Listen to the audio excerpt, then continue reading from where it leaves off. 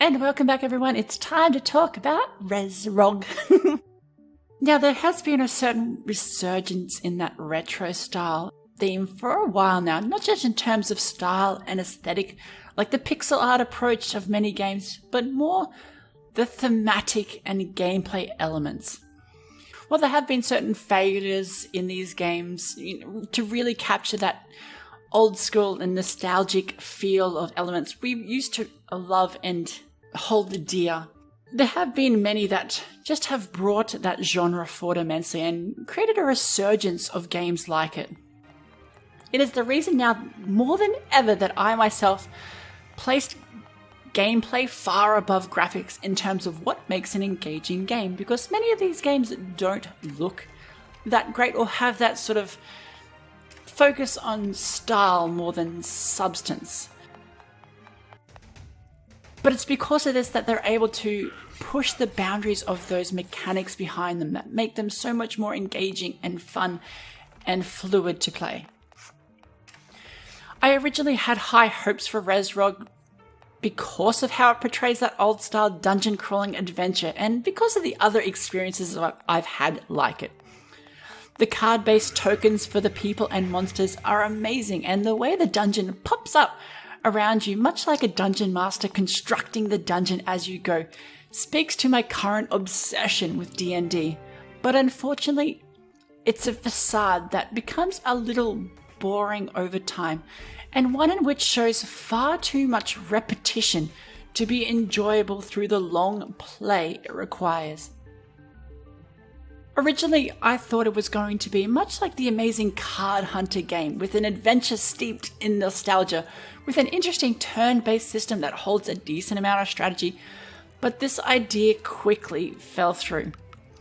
While the aesthetic design of the dungeon tiles and the cardboard characters and monster tokens are nice, and the detail to this design with the various items just out of reach of the dungeon like soda cans and chips and all that, as well as how the defeated enemy tokens fall out of the dungeon, just set that scene perfectly. But it's just the gameplay itself that is just boring and repetitious and ruins the entirety of this experience. You have access to several characters that basically represent the classic dungeon crawling roles, each with certain elemental focus. They have a set of skills and a weapon type that fits their role, and this grows slowly as you level. A little too slowly, in fact, as after several hours of play, you'll still be messing around with the same two skills, and that's just a little bit boring. Even after that, there's not that much progression to be had, just basic stat upgrades of each. Now, if I was taking in a full adventure squad worth of characters, this might not feel much like a problem, but weirdly, you only get to take in one single character at a time. This means that a single character with limited skills and options is being taken through the entirety of the map. To make matters worse is that you only level these characters up individually, and while loot can be found for all of them and can be moved around, it isn't really enough to bridge the gap that these levels make.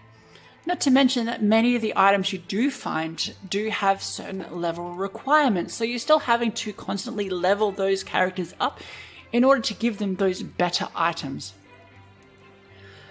The problem is it comes down to that choice, replaying all that content, or maybe just powering through with one single character that you like more than the rest. And that's kind of the approach I took. I didn't feel like spending literally dozens of hours leveling up the many other characters, getting their gear ready and all that kind of stuff, when I could just kind of play through the game with that single character. Because it's mostly just the same content, the same styles of content. The dungeon may shift around in a sort of RNG fashion, but overall, the entirety of that experience going through those dungeons from 1 to 10 felt way too similar. But there's problems with just powering through with the one character as well. There are basically 10 little dungeons in each of the specific areas, mostly being mirror images in terms of style and substance. They have certain variations on the monsters as you grow up, more powerful monsters, that kind of thing. Still using a lot of the weaker ones, but weaving in those greater ones as well. But mostly it's still the same thing. That variation does make it a little bit better while you're going through, but even then I was finding myself just replaying the same tactics over and over again with the character I chose, because that was the optimal approach. That was basically the only survivable approach, and that was the one I took. So the entirety of those 10 dungeons with that one character felt just like I was replaying the same difficulty, I should say the same map but on a different difficulty setting. That in itself was rather boring.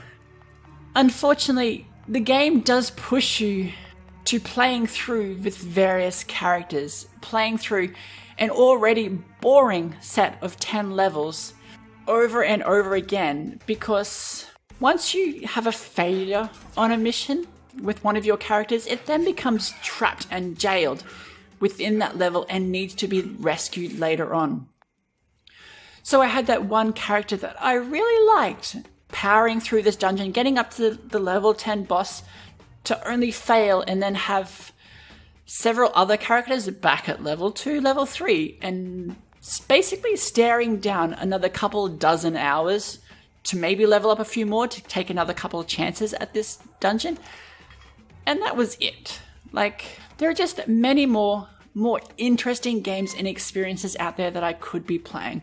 That Card Hunter, for one, amazing free-to-play game, even though it does have certain monetization methods in it that are a bit is still a lot of fun to play, and a lot more fun than this. I don't even feel like the progression elements to the game are interesting enough to support the experience either, as in the end, they only just offer basic stat increases that you really don't even notice that much as you level. Every time you level in a character, it's throwing a few more points into its stat list, upping its strength or its endurance or its intelligence. And when you're back in the gameplay, I never really noticed that much of a difference between them.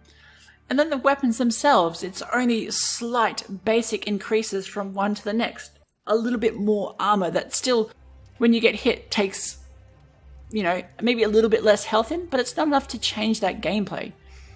Not to mention that most of those enemies, as you progress through the levels, progress at the same pace as you're growing as well, so you don't notice that much of a difference during gameplay. And that's a real disappointment. The spells themselves need to be leveled individually as well, depending on how much you use them, and then you've got to upgrade them with gems, and while they do maybe a little bit more damage, it's still just the same sort of basic stat increases that offer no sort of sense of purpose, sense of replayability to this game. And I say replayability not in terms of going through the game once more once you're finished, but in terms of completing the next dungeon, because it's basically the same experience over and over and over again.